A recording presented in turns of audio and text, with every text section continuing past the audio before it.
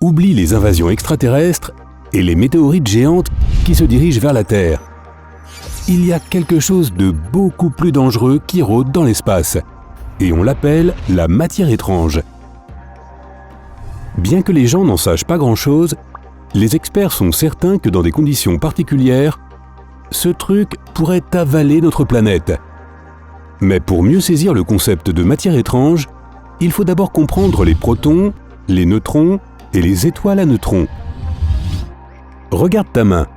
Elle est composée de minuscules cellules.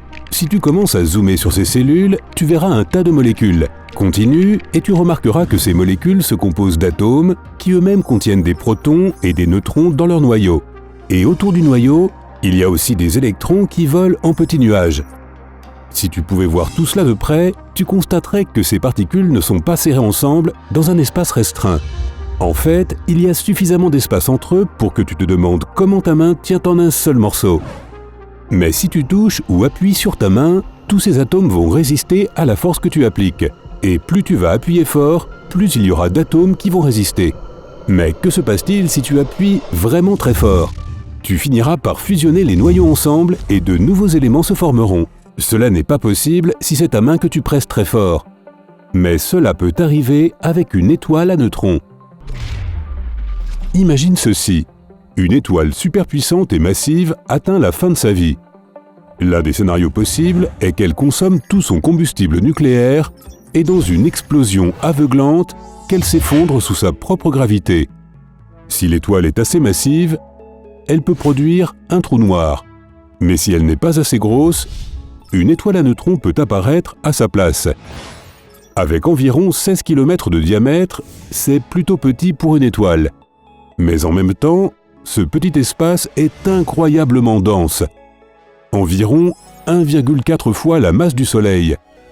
Cela signifie qu'une seule cuillère à café d'une étoile à neutrons pèserait 10 millions de tonnes.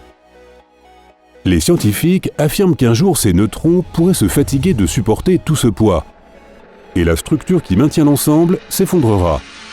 Cela conduira à l'apparition d'une étoile quark qui est encore plus petite et plus dense qu'une étoile à neutrons. Disons que la pression à l'intérieur d'une étoile quark est encore plus forte. Par conséquent, des éléments appelés quarks étranges pourront apparaître dans son noyau. On les a surnommés étranges parce qu'ils ne se comportent pas comme des quarks normaux. J'aurais bien choisi quark excentrique, mais on ne m'a pas écouté. En termes simples, si ces quarks étranges sont assez nombreux, ils créeront une matière étrange qui est unique et différente de toute matière que l'on trouve sur Terre. Et ça pourrait tout simplement être la chose la plus dangereuse de notre univers.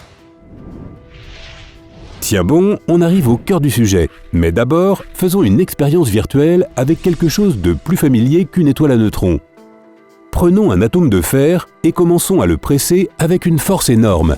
Tôt ou tard, les neutrons et les protons de l'atome exploseront pour donner ces quarks. Ajoutons un peu plus de pression et certains de ces quarks deviendront plus lourds et se transformeront en quarks étranges. Ce que nous obtenons alors n'est plus un atome de fer, mais quelque chose qu'on appelle un strangelet. C'est un petit morceau de matière étrange. Ah, que c'est beau la science! La matière étrange est beaucoup plus lourde que la nôtre. De plus, notre matière est organisée et prévisible.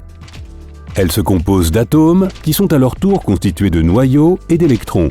Et nos quarks sont soigneusement pressés dans les neutrons et les protons, là où ils sont censés être. Mais la matière étrange est un véritable amas de chaos. C'est là qu'intervient le qualificatif « étrange ». Ces quarks n'ont pas de limite, ils se déplacent comme bon leur semble. Pourtant, parmi ce chaos de particules, la matière étrange reste étonnamment stable, très dense et impossible à détruire. Et c'est là que ça devient un peu déconcertant. La matière étrange est si stable qu'elle peut exister partout dans l'univers, même en dehors d'une étoile à neutrons. Et le pire de tout, c'est que la matière étrange peut être contagieuse. Imagine un pot de miel innocent qui soudain devient fou et décide de tout consommer autour de lui. La table, les assiettes, ta cuisine, toi et toute la galaxie. Un chaos collant. Eh bien, c'est exactement ce qui peut arriver si on laisse de la matière étrange errer toute seule. C'est un peu le vampire de la physique des particules. Tout ce qu'elle touche peut être transformé en matière étrange. Ok, d'accord, mais ce truc se passe très loin dans l'espace, avec des étoiles à neutrons qui sont à des milliers d'années-lumière d'ici. Sauf que lorsque deux étoiles à neutrons entrent en collision, ou lorsqu'une étoile à neutrons s'effondre pour former un trou noir, ces strangelets sont libérés. Et à des millions de kilomètres à l'heure, ces minuscules gars volent dans l'espace et ils peuvent continuer comme ça pendant des milliards d'années, jusqu'à ce qu'ils trouvent quelque chose qu'ils peuvent consommer.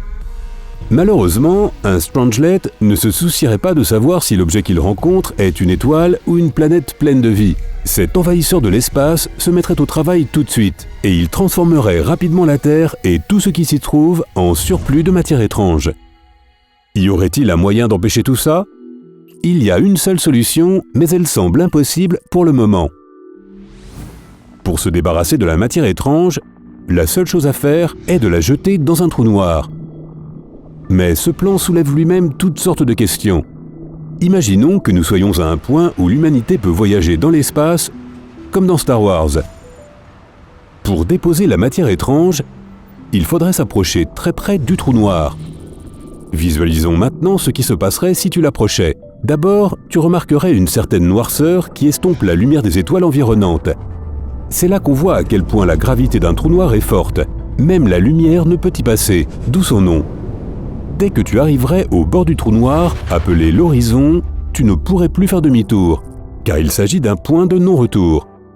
Même si tu étais super fort ou si tu voyageais à la vitesse de la lumière, tu ne pourrais pas échapper à l'immense attraction gravitationnelle.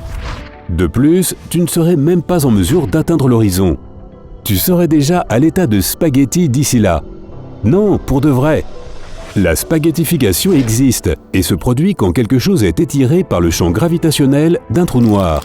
En d'autres termes, tout ce qui s'approche d'un trou noir se décompose en atomes individuels et se transforme en longues pattes minces. Pas la meilleure option, tu en conviendras.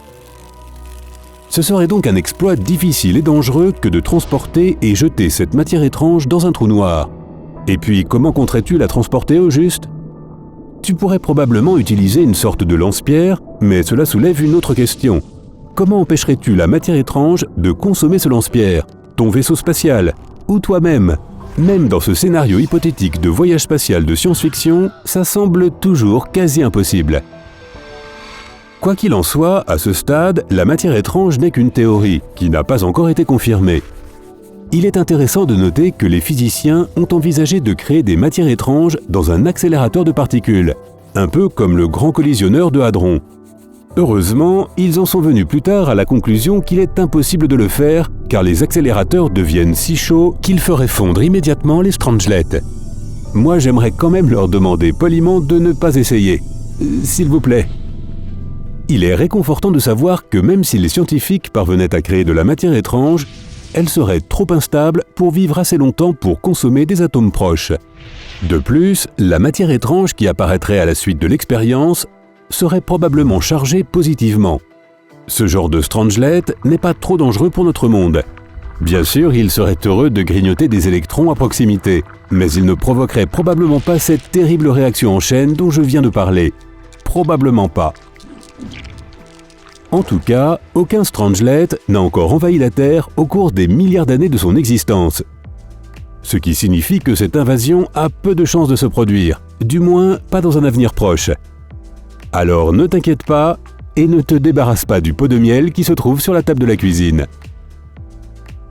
Penses-tu qu'il soit possible qu'un strangelet errant infecte notre planète ? Fais-le nous savoir dans les commentaires. Et si tu aimes tout ce qui touche à l'espace, alors mets un like à cette vidéo, partage-la avec tes amis et prends la vie du côté sympa pour découvrir plus de vidéos qui déchaînent tes fantasmes cosmiques.